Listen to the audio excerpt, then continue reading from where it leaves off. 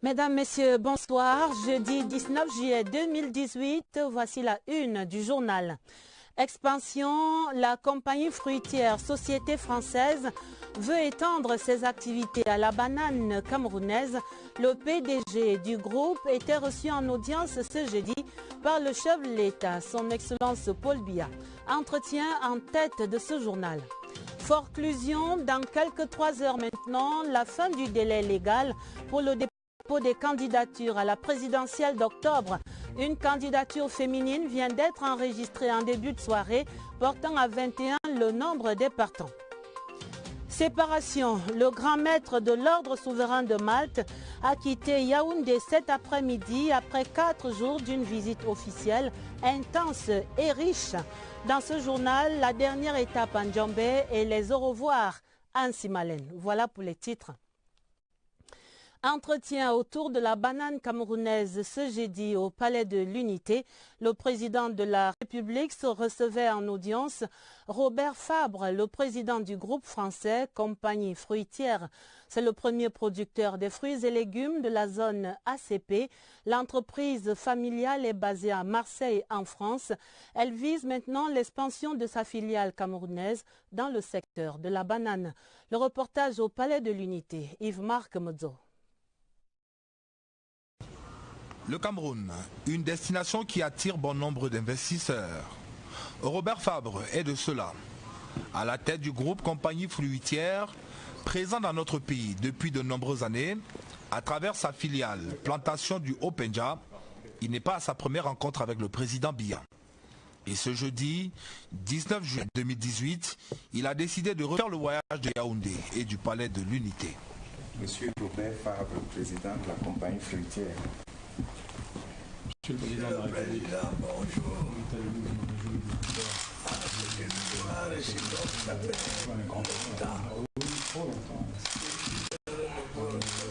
Ce 19 juillet 2018, le président du groupe Compagnie fruitière vient à la rencontre du chef de l'État camerounais pour évoquer diverses questions, dont celles liées à l'expansion de sa filiale camerounaise, PHP, dans le secteur de la production et de la commercialisation de la banane. Je suis venu entretenir le président de la République sur la perception que nous avons que le temps était venu de renvoyer une forte énergie dans le secteur de la banane, de repartir dans une période de croissance de ces activités, de repartir dans une période d'investissement de manière à ce que nous puissions réaugmenter les quantités produites, diminuer nos prix de revient et partir un peu plus encore à la conquête d'un certain nombre de marchés, non seulement en Europe mais également en Afrique et dans la sous-région.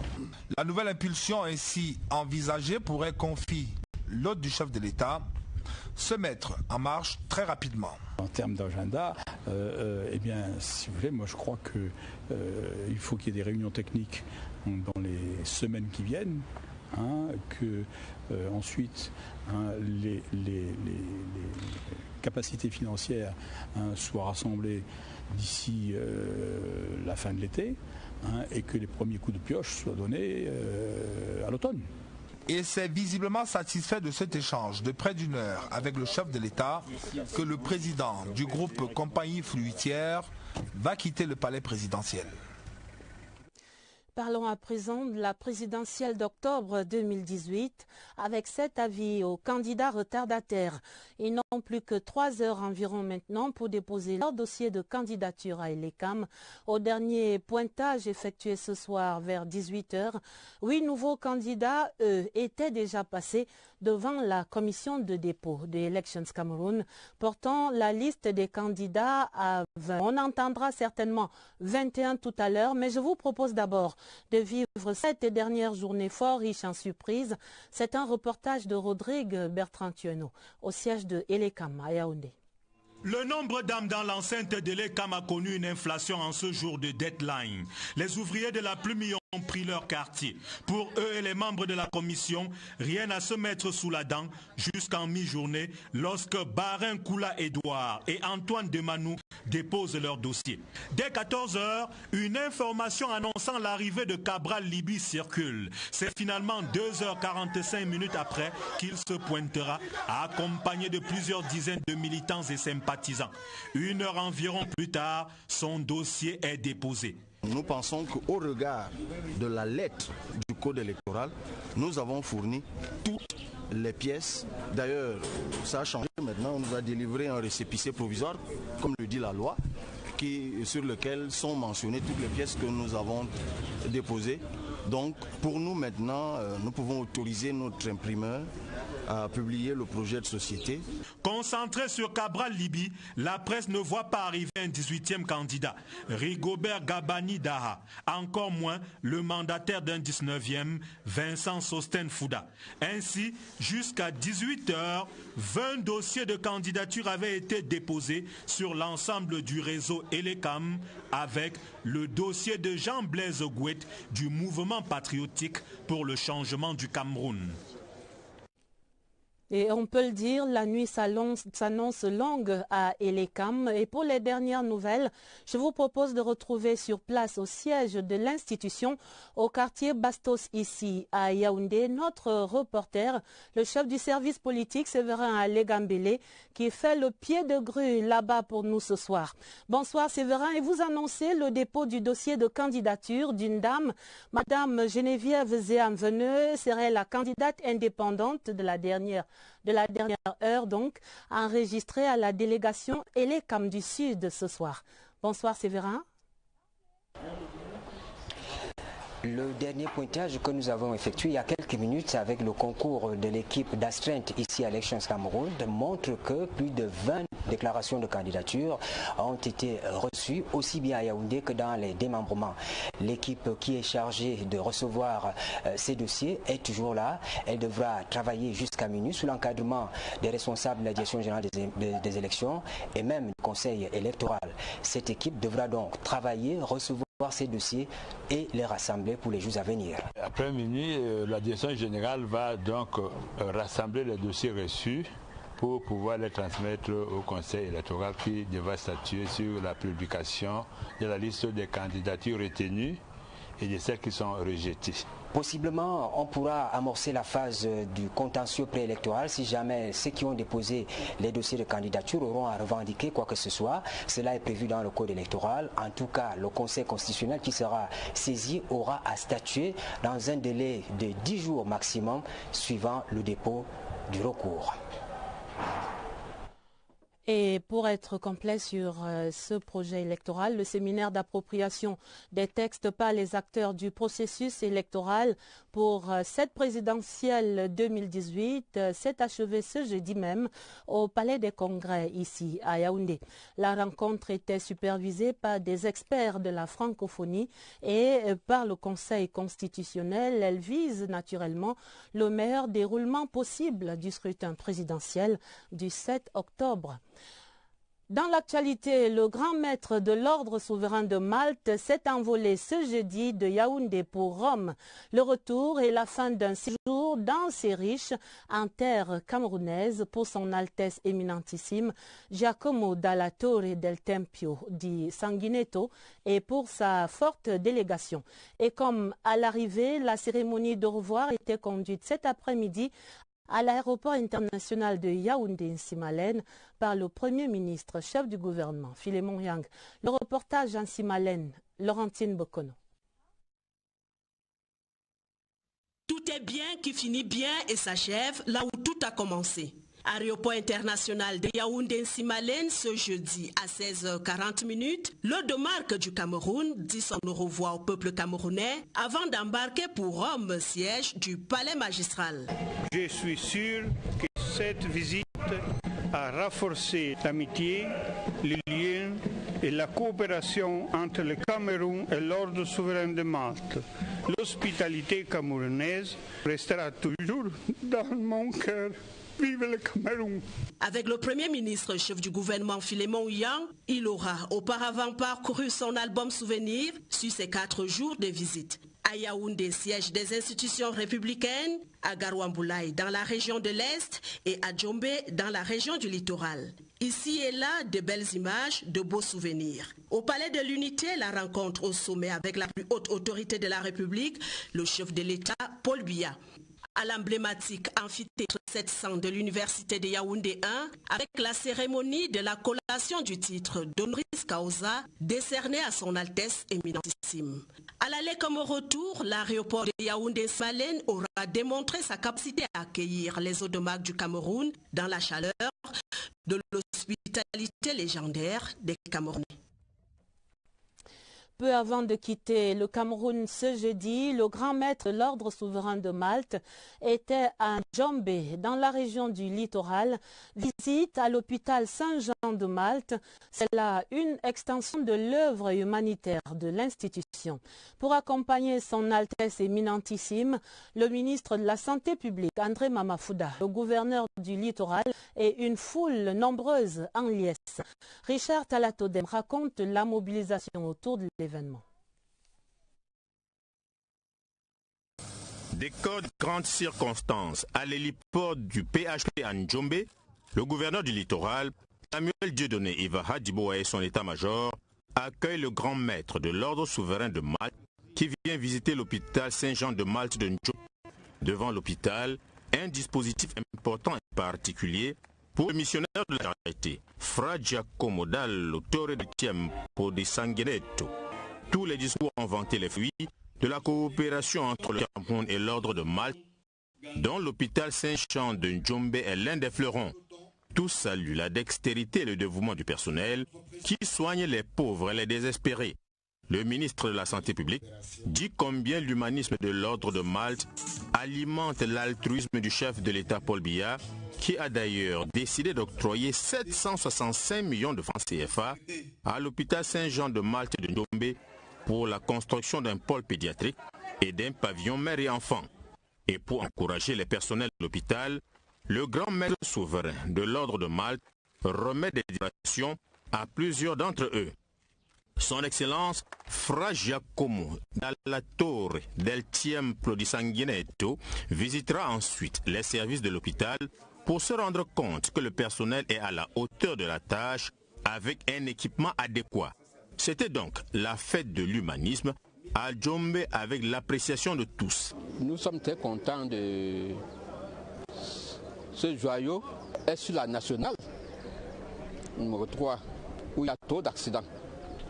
Et chaque fois qu'il y a des accidents, c'est ici qu'on les prend en charge. Très content de comprendre et d'apprendre que l'État camerounais a investi, a voté un budget pour agrandir les infrastructures au sein de cet hôpital. C'est qui est déjà un grand apport. Nous disons aussi merci au chef de l'État. L'hôpital Saint-Jean de Malte de Djombe, c'est 135 personnels permanents qui consultent environ 4500 malades par mois dans différentes spécialités médicales.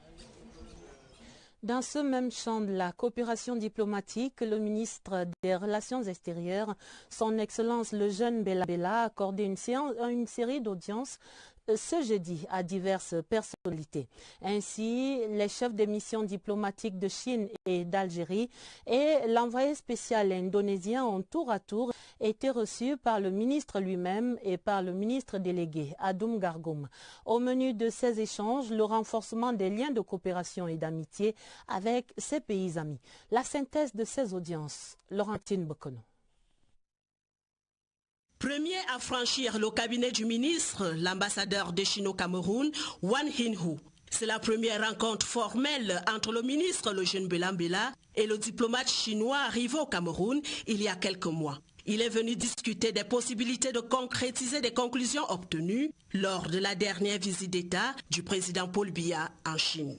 Nous apportons beaucoup d'importance à ces relations et nous avons discuté ensemble comment on peut renforcer encore davantage ces liens d'amitié et de coopération. Deuxième diplomate à être reçu, l'ambassadeur d'Algérie au Cameroun, Merzak Benjaoui, qui rencontre le ministre Bella Bella. Occasion pour les deux diplomates de faire le point sur les relations entre nos deux pays. Troisième et dernière audience, la délégation indonésienne reçue par le ministre délégué auprès du ministre des Relations extérieures, chargé de la coopération avec le monde islamique, Adoum Gargoum.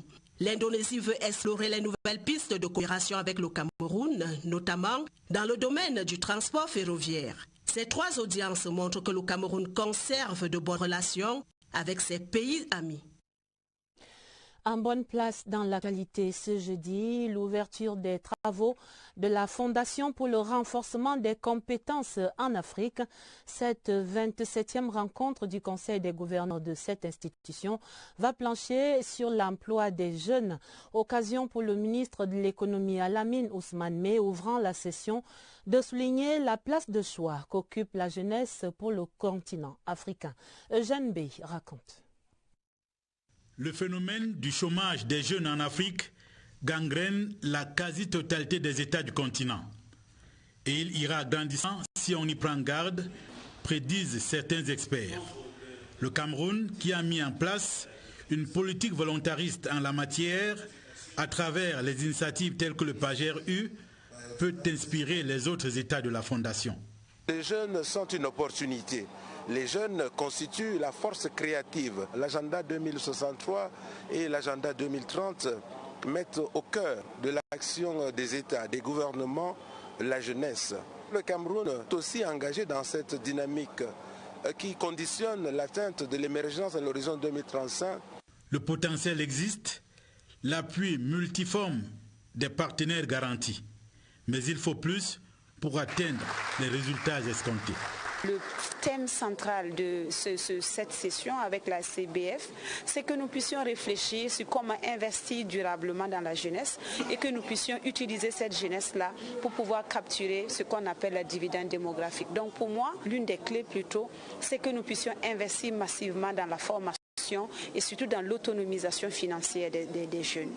Le problème de l'emploi jeune en Afrique est un combat de longue haleine. Le choix du Cameroun pour lancer la croisade contre le chômage n'est pas anodin.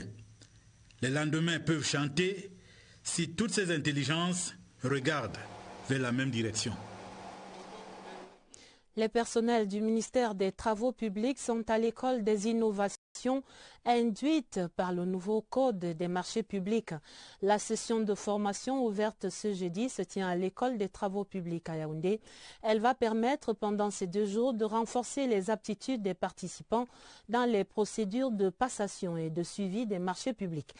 Je vous propose d'entendre ici à ce sujet le sous-directeur des marchés publics, Esaïe Moussa Oban, relève l'importance de cette formation dans une interview conduite par Alvin Giselze. Depuis le 20 juin, le chef de l'État a réformé le cadre des marchés publics. Et à cet effet, donc, le ministre des Travaux publics, sentant l'enjeu de la réforme, a prescrit que ses collaborateurs maîtrisent mieux les rôles qui sont désormais le rôle du MINTP dans ce processus. Avant ce code, il y a un autre acteur qui passait le marché en lieu et place du maître d'ouvrage, et notamment le MINMAP. Aujourd'hui, ce rôle est désormais dévolu au MINTP. Aujourd'hui, nous insistons sur le rôle des acteurs impliqués dans la passation d'abord de marché et le rôle des ingénieurs et des chefs de service des marchés. Parce que le nouveau code consacre un grand rôle de l'ingénieur du marché, qui est véritablement responsable des projets. Au ministère de l'Enseignement supérieur, c'est la santé qui préoccupait récemment les principaux acteurs. Des travaux présidés par le professeur Jacques Famdongo ont rassemblé les chefs des institutions universitaires autour du thème des risques sanitaires provenant de l'interaction entre l'homme, l'animal et les écosystèmes. Explication Pierre Binambarga. La cohabitation entre les hommes et les animaux n'est pas sans danger. Elle cultive les facteurs favorisant l'éclosion des épidémies, des pandémies ou la survenue d'autres événements de santé. Les animaux peuvent contaminer les maladies à l'homme, maladies appelées zoonoses, tuberculose bovine, rage humaine, les hépatites. L'atelier de sensibilisation des chefs des institutions universitaires du Cameroun sur l'approche Une Santé que préside le ministre de l'Enseignement supérieur, professeur Jacques Famdongo, vise en réalité à identifier et à mettre en œuvre des mécanismes de collaboration multisectoriels pérennes pour la prévention, la détection et la riposte. C'est une plateforme nationale, une santé. Toutes les spécialités, les filières, que ce soit médicales, psychosociales, sociales et économiques, nous devons tous être arrivés à résoudre le problème d'une seule santé. Il ne s'agit pas seulement des médecins. Pour le ministre de l'Enseignement supérieur, l'approche d'une santé doit encourager la collaboration interdisciplinaire et multisectorielle afin de minimiser les risques sanitaires qui proviennent de l'interface homme, animal, écosystème. C'était le temps des clarifications ce jeudi entre le Parlement panafricain et la presse camerounaise. Une rencontre a rassemblé à Yaoundé le président du Parlement panafricain, Roger Daniel Ngododon, le premier vice-président de l'institution et le secrétaire général adjoint en charge des finances d'un côté et de l'autre côté de la table des journalistes de la presse nationale. Une initiative du ministre de la Communication Issa Chiroma Bakari pour clarifier ces allégations qui ont défrayé la chronique il y a quelques semaines maintenant et qui faisait état de la suspension du budget du Parlement panafricain par le Conseil exécutif. Synthèse de ces échanges, Lucrèce Modunjemba. La vraie fausse suspension du budget du Parlement panafricain et ses dérives, c'était il y a quelques semaines. La presse nationale s'était faite l'écho des allégations d'une radio étrangère. Ce jeudi, en regardant les journalistes droit dans les yeux, le Parlement panafricain rétablit la vérité, document à l'appui. À la manœuvre, le président de la Chambre continentale, le Camerounais Roger Nkododon, son premier vice-président, le Tanzanien Stephen Julius Masele, son secrétaire général adjoint en charge des finances, Youssoufa Diobé. Tous font chorus pour souligner que le budget 2019 du Parlement panafricain a bel et bien été adopté et pour redire que le président de cette institution ne répond ni de la gestion administrative et financière, ni des recrutements au sein de la Chambre.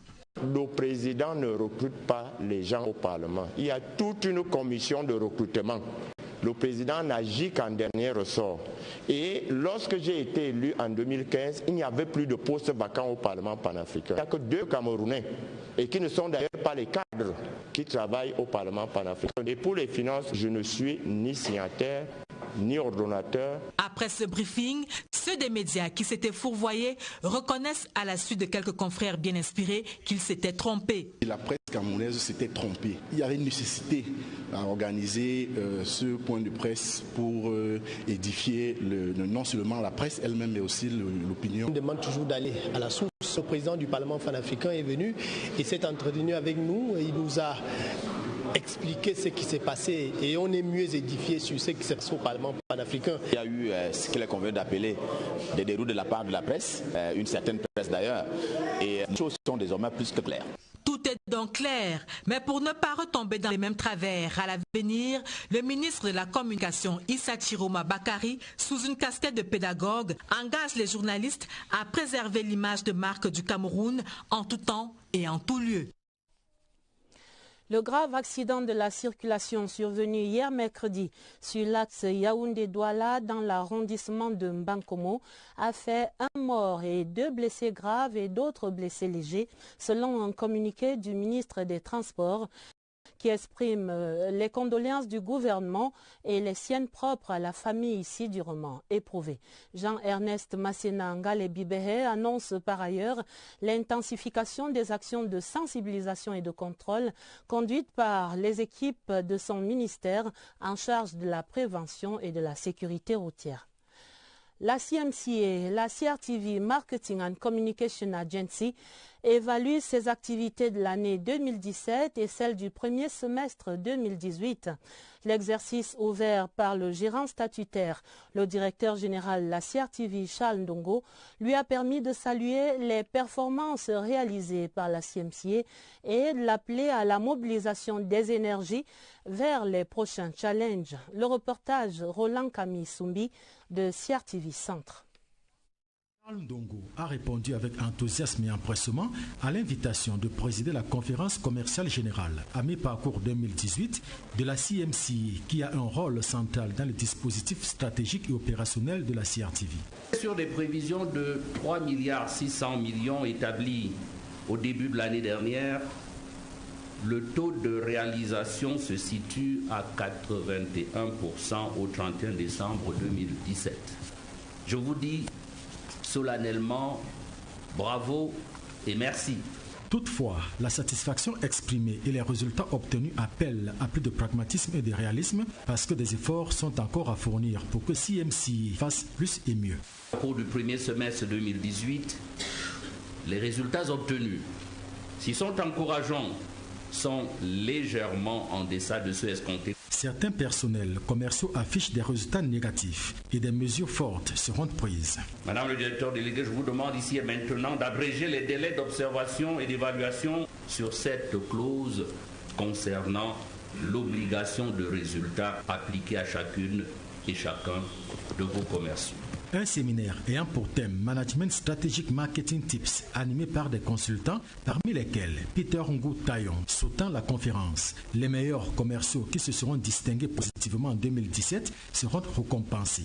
Le directeur général de la CRTV, Charles Ndongo, a prescrit à tous intégrité, professionnalisme, solidarité et collaboration.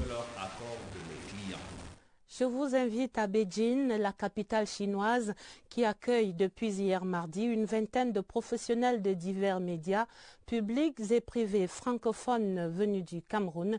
Tous prennent part à un séminaire de formation organisé là-bas par le centre de formation du groupe de publication internationale. C'est là une session d'échange d'expériences dans le domaine du journalisme. Premiers échos dans cette correspondance de Martine Noël Dengue depuis Beijing. Voici la presse francophone camerounaise à la découverte de l'empire du milieu, une vingtaine de journalistes à l'école de la Chine moderne.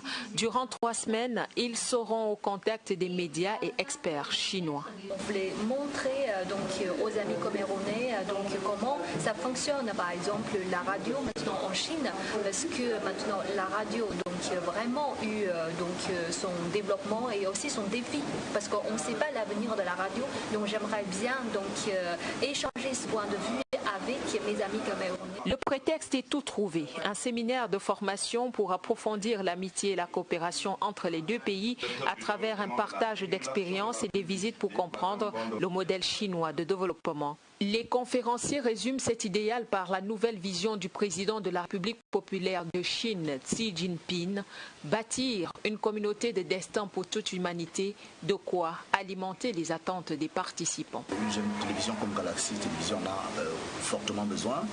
Et puis, aux côtés des autres confrères camerounais, je crois que l'expérience qu'eux, ils ont, apportera à la chaîne que nous avons le plaisir de représenter ici quelque chose. Pour le gouvernement camerounais, ce séminaire participe des initiatives de renforcement des capacités de la presse nationale et de prolongement des rapports entre Beijing et Yaoundé. Nous avons vu un cadre qui permet de se projeter dans la promotion de nos deux nations. Se tenant à la veille du 50aire des relations Cameroun-Chine, le séminaire de Beijing est un prélude à une session réservée aux journalistes camerounais d'expression anglaise.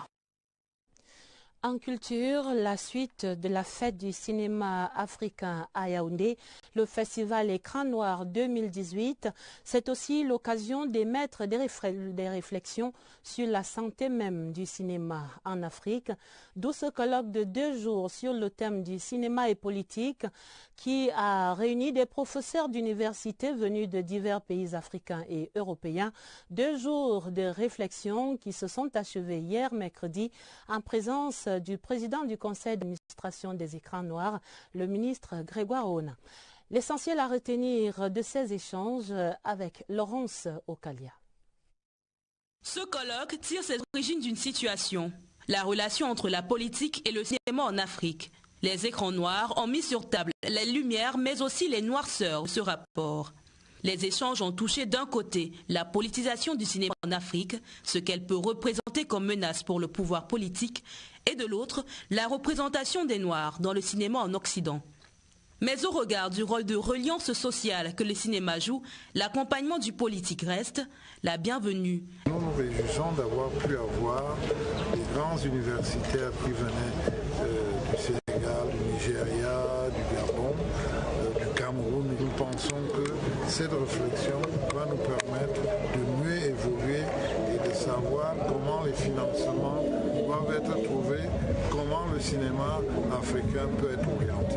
Au terme de 2 jours de travaux qui, de l'avis des organisateurs, aident à la compréhension et à une meilleure formulation des questionnements sur le cinéma africain contemporain, il a été convenu de consigner les actes de ce colloque dans un document pour en faire un objet de recherche dans les universités. La culture, en fait, c'est aussi le FENAC 2018 qui se poursuit à Bertoua, dans l'Est Cameroun, et de jour comme de nuit là-bas. L'ambiance, nous dit-on, reste à la fête pour les festivaliers. Voici donc une nuit au Festival national des arts et de la culture, et une nuit racontée par le festivalier Serge Angana-Bissot. Les sirènes de la nuit sont de sortie. Le parking est bondé. On se marche sur les lits. Les attractions dans les nuits du festival ne sont plus tout à fait les mêmes qu'en journée. Le podium et le concert gratuit attirent certes le plus grand nombre, mais ce n'est pas sans passer par le coin bar, un essaim de tripot en fait. Tavernier, une bière et une grillade en passant. Et hop, on va faire foule là-bas.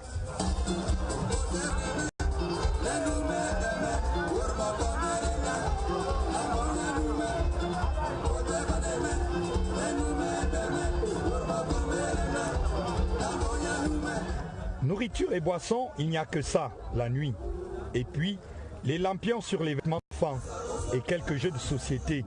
Les benets, ça court les rues, dans les allées du Sénagès, village du festival. Comme ce profil-ci, visiblement atteint alors que la nuit ne fait que commencer. Georges Seba, Annie Ansouer et autres, l'affiche de ce soir, ne sont même pas encore dans l'enceinte du Sénagès. Il faut manger avant de boire. Le jeudi des régions dans le journal, nous mettons le cap dans la région de l'Adamawa pour parler là-bas de l'hygiène. La cité croule sous le poids des ordures et de l'insalubrité. Au moins 142 tonnes d'ordures ménagères devraient être collectées chaque jour à Ngaoundéré, mais ce n'est pas toujours le cas. Voici les constats sur le terrain, les efforts conjugués de la communauté urbaine de Ngaoundéré et de la société en charge de l'hygiène, mais aussi l'indiscipline des citoyens. C'est un reportage de Oumarou Kadili. Des déchets qui abondent à tout bout de route au point d'obstruer la chaussée s'ils ne sont pas simplement déversés hors des bacs à ordures. C'est le spectacle désolant que présente la ville de Ngaoundéré. Trop des odeurs, les maladies, on ne sait pas comment on doit faire.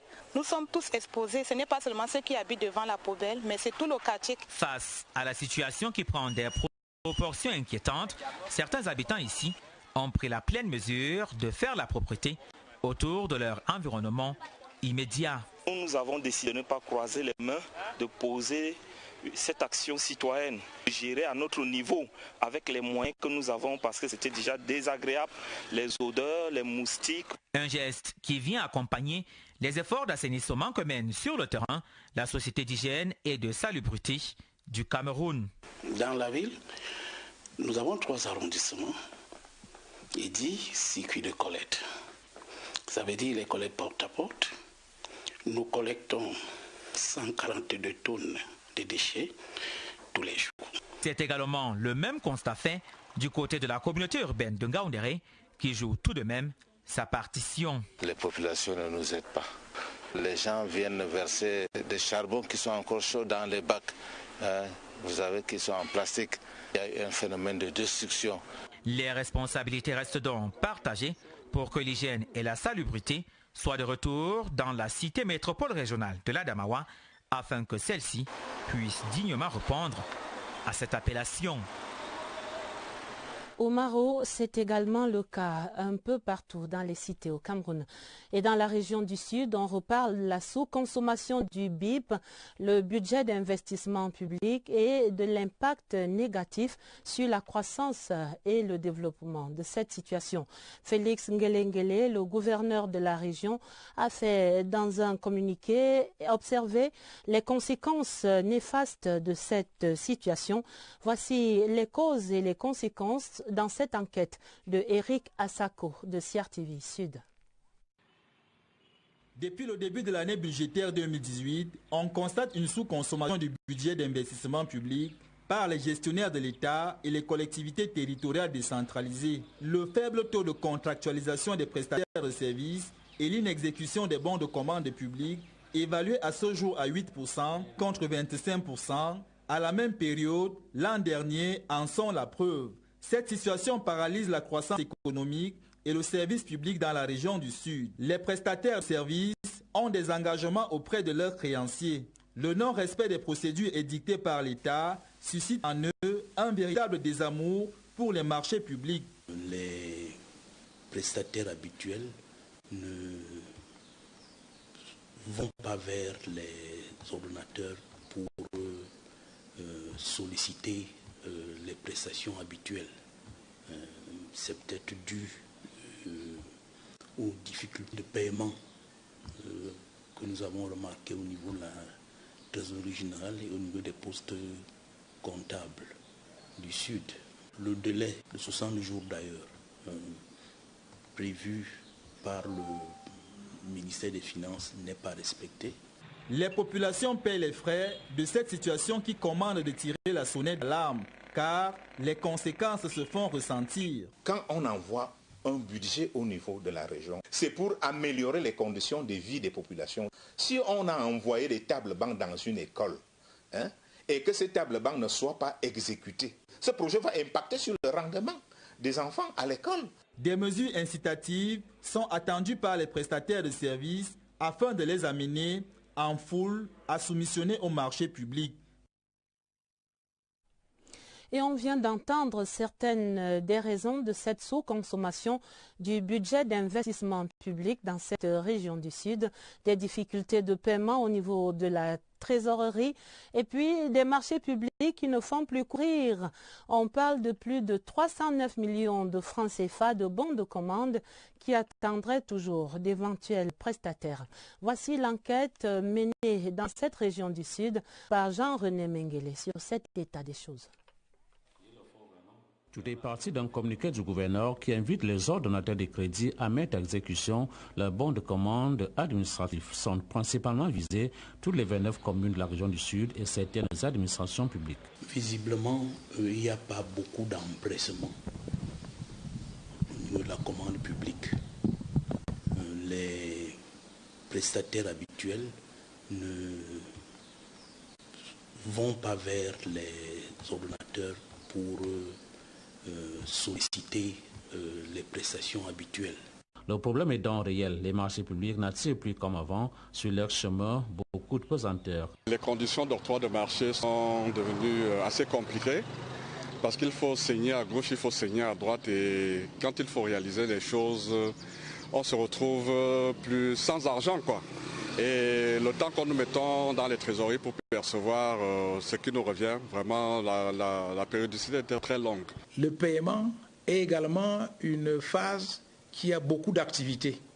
C'est-à-dire qu'il y a le comptable doit jouer ses rôles, le rôle d'huissier, de payeur, le rôle de caissier et le rôle d'informateur. Les délais de 60 jours fixés pour liquider la dépense vont au-delà aux grandes dames des prestataires. Conséquence, ici dans la région du Sud, plus de 309 millions de francs de bons de commande cherchent preneurs. La machine a nécessairement besoin d'être huilée pour attirer de nouveau les prestataires. La lourdeur autour du processus fait en sorte que les prestataires fuient la commande publique. L'urgence s'appelle donc à une révision des procédures pour que les crédits alloués atteignent véritablement leur cible. Parlons des sports et de la présence du Cameroun aux 3e Jeux africains de la jeunesse à Alger. L'événement officiellement ouvert hier mercredi au stade du 5 juillet à Alger va mobiliser du 18 au 28 juillet quelques 300 athlètes âgés de moins de 17 ans. Ils seront en compétition dans 30 disciplines. Nous prenons des nouvelles des athlètes camerounais à ces 3e Jeux africains de la jeunesse avec Joseph Gouet à Mandeng. C'est le stade du 5 juillet d'Alger qui a été choisi pour abriter la cérémonie d'ouverture de ces 3e Jeux africains de la jeunesse. Après Rabat en 2010 et Gaborone en 2014, l'Association des comités nationaux olympiques en Afrique permet au mouvement sportif du continent noir de faire valoir toutes ses potentialités dans la quasi-totalité des disciplines sportives. Tous ces sportifs, 3300 au total, issus de 54 pays, vont se comparer dans 30 disciplines. Le Cameroun, avec ses 98 athlètes, va chercher à grappiller des métaux dans les 13 disciplines qu'il a choisies. Pour toute la compétition, les athlètes sont repartis sur plusieurs sites de la ville d'Alger, y compris la cité côtière de Tipaza, située à 61 km de la capitale. Pendant 10 jours, ici à Alger, ce sont ces édifices construits ou réhabilités qui vont accueillir les sportifs africains de moins de 17 ans. Déjà, 6 disciplines ont été lancées ce jeudi 19 juillet. La gymnastique, la haltérophilie, le judo, le volleyball, le tennis de table et le football. Au nom du président algérien Abdelaziz Bouteflika, le Premier ministre Ahmed Ouyahia a officiellement ouvert l'événement. Des nouvelles qui mettent un terme à ce 20h30 et nous disons bon vent à ces jeunes athlètes camerounais à Alger. On parlait dans ce journal de l'expansion de la compagnie fruitière, une société française qui veut étendre ses activités à la banane camerounaise. Le PDG du groupe était reçu en audience ce jeudi au Palais de l'Unité par le chef de l'État, son Excellence Paul Biya.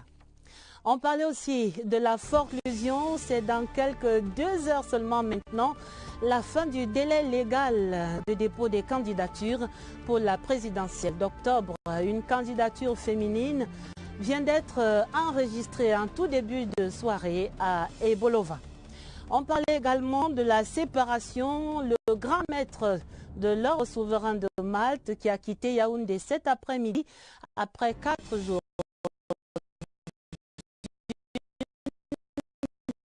Visite officielle intense et dense. On avait la dernière étape à Ndjambé et puis les au revoir à l'aéroport de Nsimalène. La fin du 20h30 préparée avec la collaboration de Catherine Toulou-Elanga. Vous aurez d'autres informations sur cette antenne à minuit en compagnie de Jean-Cyriac Bessé et de Patricia Leba Moutoukson. Retrouvez juste après ce journal votre magazine Espace Politique. Et pour les éditions du week-end, le 20h30 dès demain vous sera présenté par Dieudonné Zra. Vous pouvez revoir ce journal et toutes les éditions d'information de CRTV News sur notre site internet www.crtv.cm. Très bon week-end d'avance et à lundi 20h30.